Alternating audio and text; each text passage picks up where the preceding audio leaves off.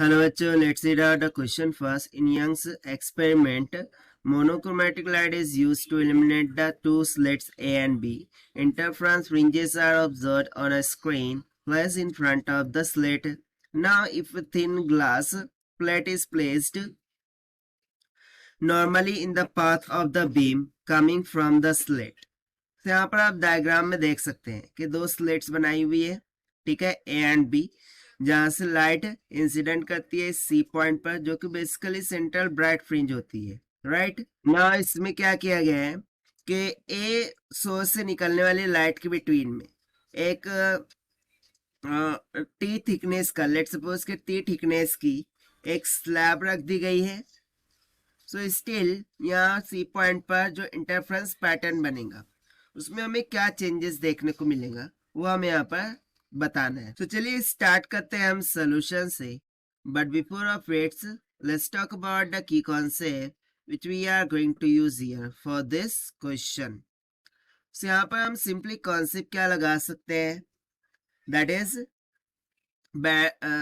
Fringe width का। ना if you remember, fringe width का फॉर्मूला क्या होता था कि beta is equals to capital D into lambda divided by small D, ठीक है। तो यहाँ पर बेसिकली फ्रिंज विड्थ ये लैम्डा पर डिपेंड कर रही है, राइट। किस पर डिपेंड कर रही है? लैम्डा पर। अब लैम्डा की वैल्यू कैसे चेंज हो सकती है? सो देखिए, जैसे ही मैंने यहाँ पर एक स्लैब को इंसर्ट कर दिया, सो ऑब्वियस सी बात है इसकी कुछ ना कुछ थिकनेस होंगी, उस थिकनेस को हम मान लेते हैं टी, और इसका कुछ ना कुछ रिफ्रैक्टिव इंडेक्स होगा जिसको हम मान लेते हैं म्यू के बराबर। तो इस ग्लास स्लैब की वजह से जो एक्स्ट्रा पार्ट डिफरेंस यहाँ पर लाइट के लिए हमें देखने को मिलता है, राइट, एक्स्ट्रा पाथ डिफरेंस जिसे हम कहते हैं, ठीक है, उसे क्या कहते हैं? Extra path difference.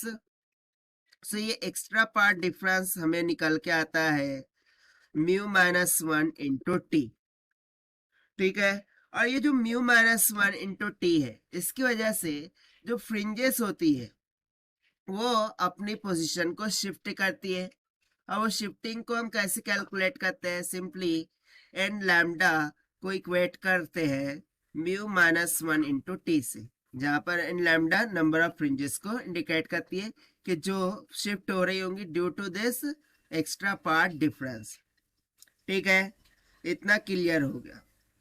तो यहां से यदि मैं देखूं, ठीक है, यदि इस पॉइंट ऑफ व्यू से मैं देखूं, सो क्या लैम्डा यहाँ पर चेंज हो रहा है? क्या नहीं, क्योंकि बेसिकली यहाँ पर हमें सिर्फ नंबर ऑफ फ्रिंज जो है, जो कि n इज इक्वल टू क्या होंगी?